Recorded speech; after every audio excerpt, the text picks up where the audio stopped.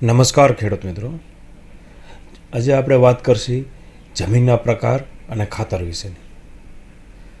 મિત્રો, ચોમાસા પાકની શરૂઆત થાય એટલે ખેડૂતો પાક વાવવાની તૈયારીમાં લાગી જાય. પરંતુ શું તમે જાણો છો કે સારા પાક માટે માત્ર સારો વરસાદ જ પૂરતો નથી, પરંતુ જમીનની ફળદ્રુપતા અને યોગ્ય ખાતરની પસંદગી પણ એટલો જ મહત્ત્વનો ભાગ ભજવે છે. જેમ મનુષ્યને તંદુરસ્ત રહેવા માટે થઈ અને સારા અને પોષક ખોરાકની જરૂર છે, એમ છોડને સારો વિકાસ આપવા માટે, સારી વૃદ્ધિ આપવા માટે, સારું ઉત્પાદન આપવા માટે થઈ અને યોગ્ય પ્રકારના પોષક તત્વોની પણ જરૂર છે. તો મિત્રો, આ પોષક તત્વો છોડને ક્યાંથી મળે છે? તો આ પોષક તત્વો છોડને જમીનમાંથી મળે છે, વાતાવરણમાંથી મળે છે અને આપણે ખાતર દ્વારા આપીએ છીએ. તો મિત્રો, આજે આપણે વાત કરશી કે જમીન અને ખાતરની. તો વાવેતર કરતાં પહેલાં આપણે જમીનની તૈયારીમાં શું વસ્તુનું ધ્યાનમાં રાખવી જોઈએ એ બાબતે આપણે ચર્ચા કરી. સૌથી પહેલી તો વસ્તુ કે જમીનનો પ્રકાર, કે તમારા વિસ્તારમાં જમીનનો પ્રકાર જાણવો ખૂબ જ જરૂરી છે કે કેવા પ્રકારની જમીન છે. એ પ્રકારની જમીનને ધ્યાનમાં રાખી અને વાવેતર કરવું જોઈએ. રેતાળ જમીન છે, કાળી છે, ગોરાળ છે કે અન્ય પ્રકારની જમીન છે, જેવી જમીન એ મુજબ પાકની પસંદગી કરો તો સારું ઉત્પાદન આપી શકે છે. મતલબ કહેવાનો છે કે આપણા પાકને જમીન માફક આવવી જોઈએ. બીજી વસ્તુ ધ્યાનમાં રાખવા જેવી છે કે જમીનની ફળદ્રુપતા. તો જમીનની ફળદ્રુપતા એટલે કે જમીનમાં પોષક તત્વોનું પ્રમાણ કેવું છે એ આપણે ચકાસવું જોઈએ. અને એ આપણે કઈ રીતે ચકાસી શકીએ? તો જમીનનું પરીક્ષણ કરાવવું જોઈએ. આપણે ખેતીનું પરીક્ષણ કરાવો, રિપોર્ટ કરાવવું જોઈએ. તેનાથી જમીનમાં કયા તત્વોની ઉણપ છે અને કયા તત્વો જમીનમાં હાજર છે એ વિશેની આપણે માહિતી મળી શકે. ત્રીજી વસ્તુ ધ્યાનમાં રાખવા જેવી બાબત છે જમીનનું પીએચ મૂલ્ય તપાસો. જેમ જમીનની ફળદ્રુપતા જરૂરી છે, એમ જમીનનું પીએચ મૂલ્ય પણ પાકના વિકાસ માટે ખૂબ જ મહત્ત્વનું છે. મોટા ભાગના પાક એવા છે કે જેને 6.5થી લઈ અને 7.5 સુધીનો પીએચ મૂલ્ય હોય તો એ સારામાં સારો પીએચ ગણાય છે. આ પીએચની અંદર એ પાક સારું ઉત્પાદન આપી શકે છે.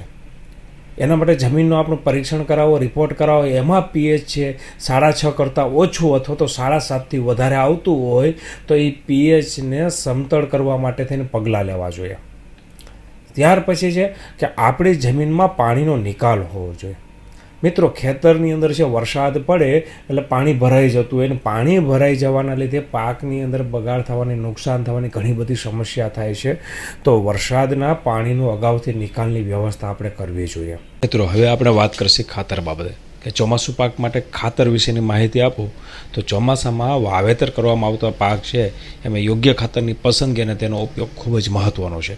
જો સારો પાક અને સારું ઉત્પાદન મેળવવું હોય તો જમીનની ફળદ્રુપતા જેટલી જરૂરી છે એટલું જ મહત્ત્વનું છે ખાતર છે, કારણ કે પાકને તમામ જરૂરી પોષક તત્વો એ ખાતર દ્વારા પૂરવા પડે છે. મિત્રો, ખાતરનું મહત્ત્વ તમને જો વાત કરું તો છોડના વિકાસ અને વૃદ્ધિ માટે જરૂરી પોષક તત્વો પૂરા પાડવાનું કામ કોઈ પણ ખાતર કરે છે. જમીનની ફળદ્રુપતામાં વધારો કરવા માટે પણ સેન્દ્રિય જેવા ખાતરોની જરૂર પડે છે. પાકની ગુણવત્તાને સુધારવા માટે પણ ખાતરો જરૂર પડે છે.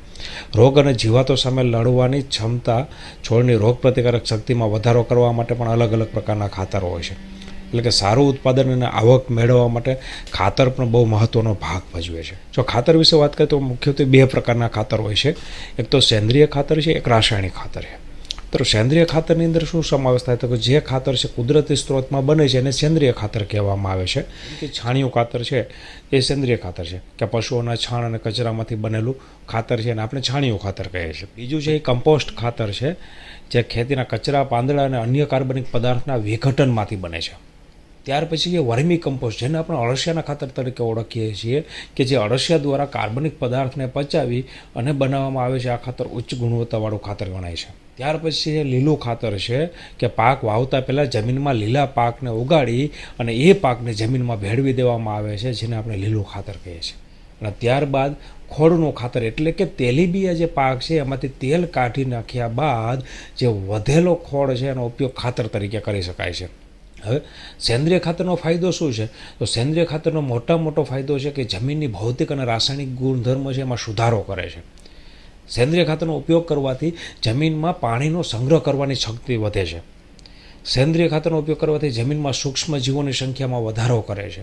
મિત્રો સેન્દ્રિય ખાતર છે એ ધીરે ધીરે પોષક તત્વોને મુક્ત કરે છે, જેના લીધે લાંબા ગાળા સુધી પાકને પોષણ મળી રહે છે. અને સૌથી મહત્વનો ફાયદો પર્યાવરણ માટે સુરક્ષિત છે.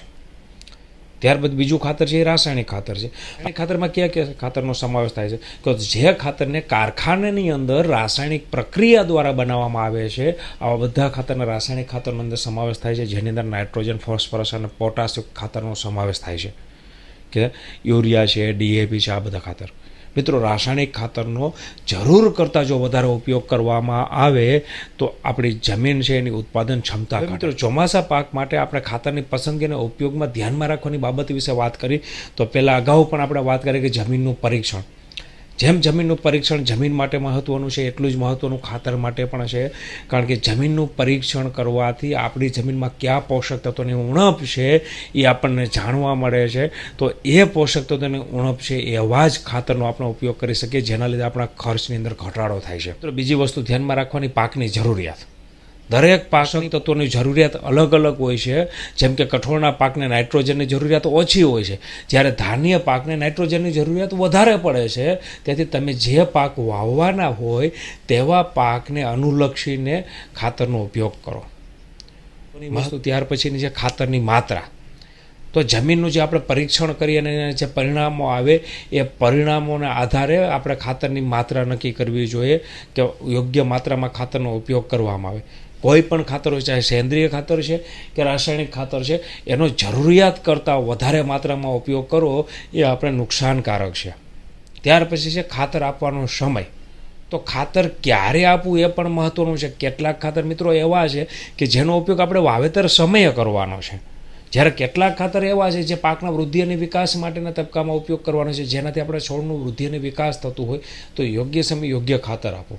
ત્યારબાદ ખાતર આપવાની પદ્ધતિ બાબતે જો તમને વાત કરીએ તો ખાતર આપવાની યોગ્ય પદ્ધતિ છે એ કેટલાક ખાતર એવા છે કે જે જમીનમાં ભેળવવામાં આવે છે, જે પાયા ખાતરની અંદર ઉપયોગ થાય છે. તો કેટલાક ખાતરો એવા છે કે જમીનની આજુબાજુ અથવા તો પાંદડા પર છંટકાવ કરવામાં પણ આવે છે.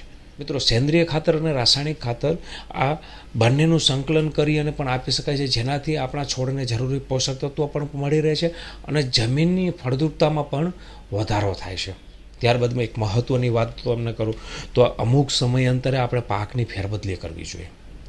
એક જ પ્રકારનો પાક વારંવાર વાવવામાં આવે તો અમુક ચોક્કસ પ્રકારના જે પાકને જરૂર છે એ પોષક તત્વોની જમીનમાં ઉણપ સર્જાય છે.